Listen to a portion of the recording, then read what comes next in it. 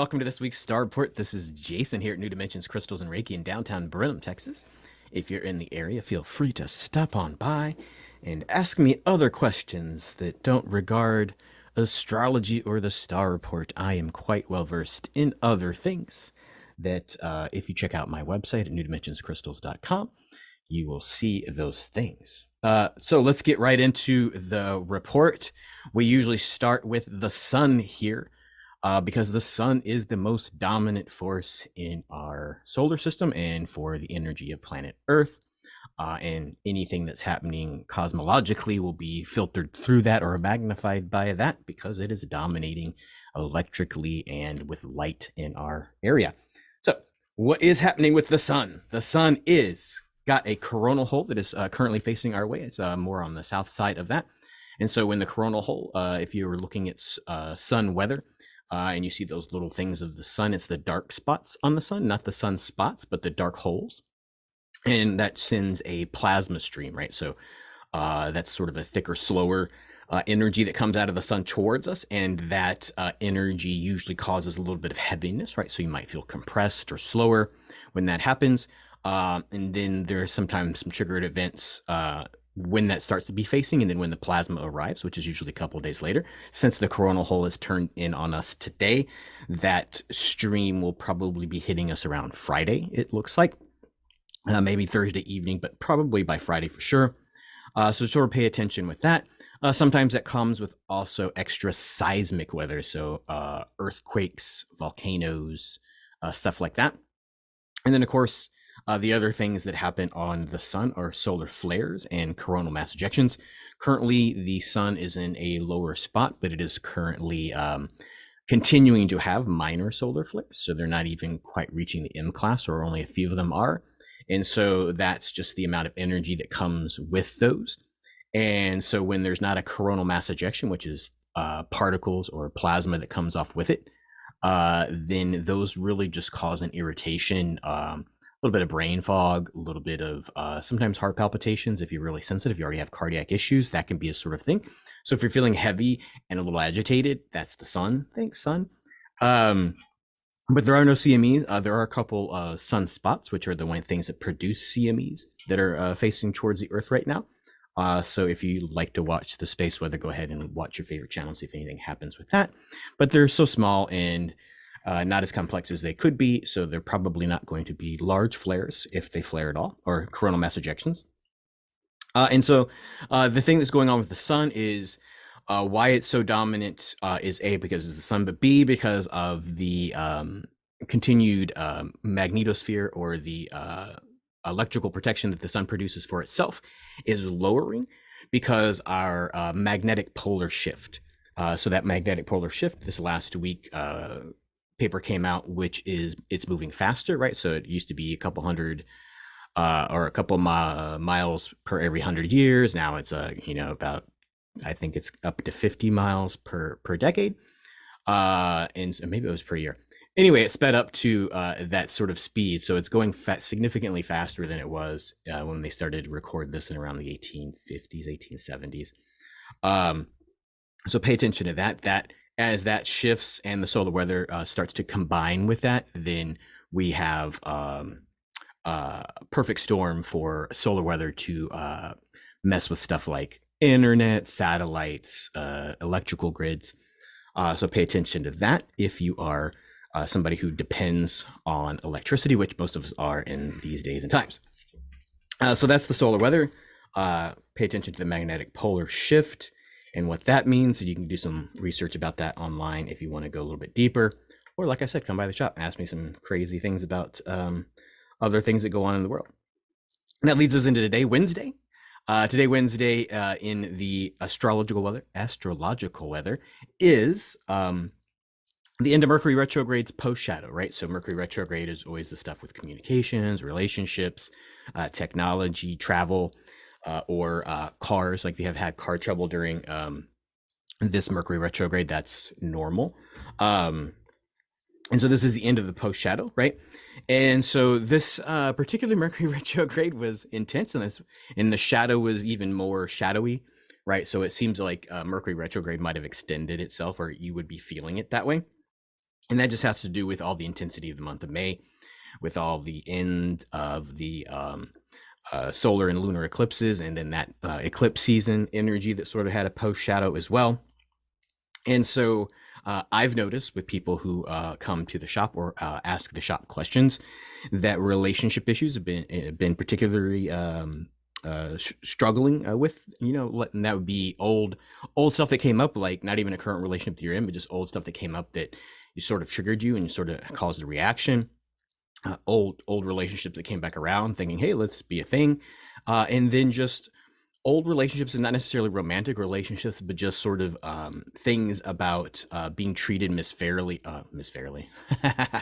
being treated unfairly.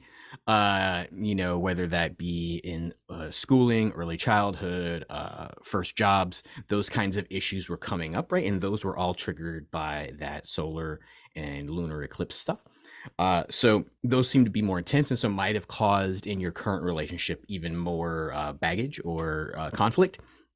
That's something to sort of pay attention to, that moving forward, you should leave that stuff in Mercury retrograde, leave that stuff behind, right? All of that energy that people had wasn't necessarily about you, right? And so if you had a normal relationship before this and then Mercury retrograde came up, it's not a judgment necessarily on what your current relationship is. It's just all this other stuff came up, and just sort of being there in that energy and leaving that there and realizing that wasn't about you, but something that had to come out and away from that person that you just happened to be in the blast radius for. That's something to sort of pay attention to. And so this is the end of all that energy. And so we're going to have to spend some time working with that, which leads us into Thursday tomorrow, which is the end of May. It's June 1st. And so we get to integrate all of this energy. And so by integrate is just really like, how do we sort of manifest or mix those lessons, learnings, or releases into a life that we were trying to create, right? So we know that the eclipses and the retrogrades were really trying to tell us to choose the life that we wanted and start to move towards that. And that a lot of that has to do with how we are in the world and how we work in the world. And then that those things culturally sort of pay attention to in large systems collapsing and triggering other stuff, right? Systems giving their last little hurrah of, how they've necessarily or not necessarily been beneficial to the group as a whole. And so we might be sort of looking at a cultural shift that way too. So you want to integrate stuff that's going on with you, and then how to be the new you with that. And so what we talked about, we're now in Gemini, right? The astrological sign for the time that we're in.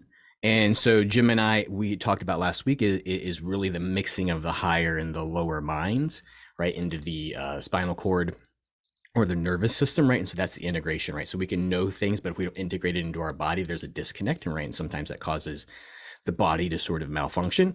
And so we're trying to integrate that energy. And so we could also describe that as the higher and the lower mind of Gemini are helping us sort of integrate this retrograde that sort of happened with us.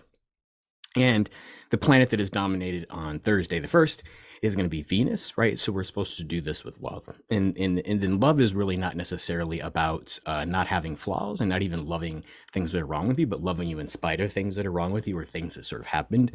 So that's the energy that you should sort of pay attention to for Thursday. That's tomorrow, June the 1st. And then we get into Friday, not a whole lot's happening. Just sort of bask in that energy. You might want to, if you've got time to sort of relax on Friday, you might want to take a minute and just be with yourself and sort of feel how this energy starts to integrate, because you're really moving into another big energy day, which is going to be Saturday, Sunday, which is the strawberry full moon. And so the strawberry full moon happening June 3rd and June 4th is a full moon in Sagittarius, a little dude with arrows and the horse body, right? So it's really about having this ability to have a wide view of things, right? So when you're looking at a target and you're drawing your arrow, your bow, you can choose lots of things to integrate. And then you sort of choose the path, and then you have the strength, right? You have these horse legs to sort of keep going with that. And that's still sort of combined with that leftover Taurus energy that's messing with us, or still has a lot of energy in it, which is the bull, which is, moving forward, choosing a path. That full moon in Sagittarius. Sagittarius is ruled by Jupiter, and we know that just a couple weeks ago, Jupiter went into Taurus.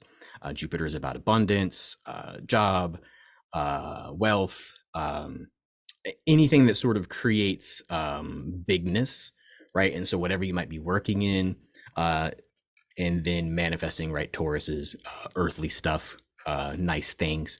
So we have this nice wealthy energy into nice earthly things. And so we're trying to integrate this higher mind stuff into nice earthly things, or a new construct of a nice earthly community or way of living that is going to give us that sort of drive, right? And so Taurus is also ruled by Venus, right? So we have nice big things lovingly coming into our lives, or constructing those things with love, right? With the intention of love of self first, right? You gotta love yourself before you can love your neighbor. Then love of others, and then also love of society, right? If we're integrating the higher and the lower mind, that also means the inner and the outer world. And so we're choosing for ourselves, how are we going to be in this world, right? And so since our mind, since our consciousness is the creator of our reality, the more we integrate for ourselves, the more we will see, and the more we can help those who aren't working on themselves, or a culture in general that seems to be in disarray, to rearrange itself based on love and abundance, not love and scarcity, or love or scarcity, right? So this can be a combined, we can love who we are and we can have nice things. So that's the energy that's sort of happening with this full moon.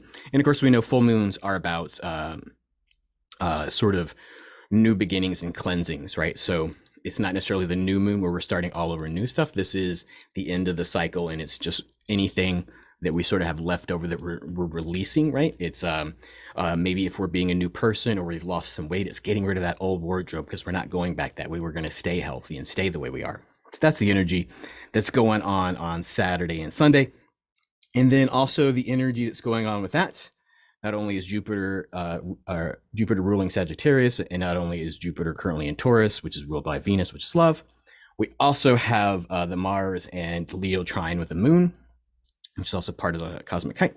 And so the Mars and Leo trine with the Moon is about being brave, right? So when we think about Leo, it's really about brave heart, that energy of strength and the power to persevere and move through, right? And then Mars is sometimes associated with war, but it's also motivation, the ability to, right, the vigor to like decide and then actually be able to feel like it, right? And a lot of us might start projects and then, wow, we really needed a lot more sleep than we thought, or we ate the wrong thing and we don't have the energy to do this. This Mars and Leo sort of trine with the Moon, being in full moon, is really this energy to sort of just like, yeah, we can do it, which is what we should be doing on Monday the 5th, right, is really integrating even further this energy, right? So we've been thinking a lot, we've been contemplating a lot over the last couple of months with these retrogrades, with these eclipses, and now it's doing, right? And not just waiting to do, it's just do it.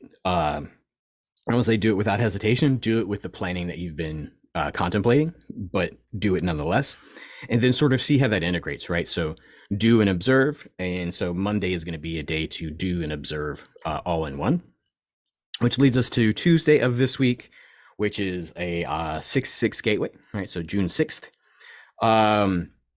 That energy of the 6-6 is really sort of the idea of carbon-based life forms, or when you start to triple digits of the 6, which is not necessarily bad, it's necessarily about, it's a concrete physical reality thing, and things that are dominated by that. And usually what's sort of dominated by our physical reality is our ancestral maybe issues or heritage, right? And so the day Tuesday is for ancestral healing, right? And then also personal healing, right? If you can't heal your ancestral line while you remain broken, right? So it's kind of like if you're repairing a power line, you have to fix the power source before, or fix the power line before you fix the power source, right? So you're the power line, right? You are the lineage of your ancestral line. And then once you heal that connection to it, like, who are you? Where'd you come from?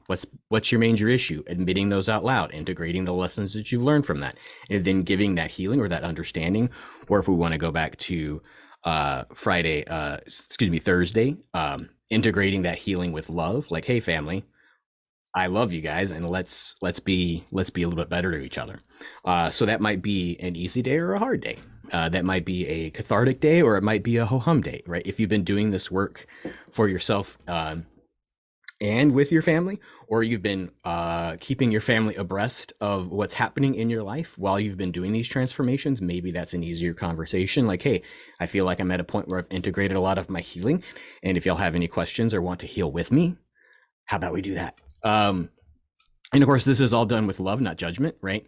They are not bad for what they did. They, like us, they've done the best they could with the situations that they understood.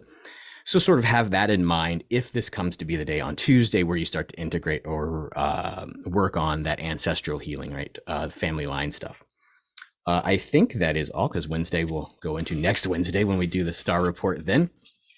Make sure I don't have any more notes on the full moon, strawberry moon. Yeah, I don't think it's going to be a pink moon. They just call it strawberry moon for namesake. I think that is all that we have for this week's star report.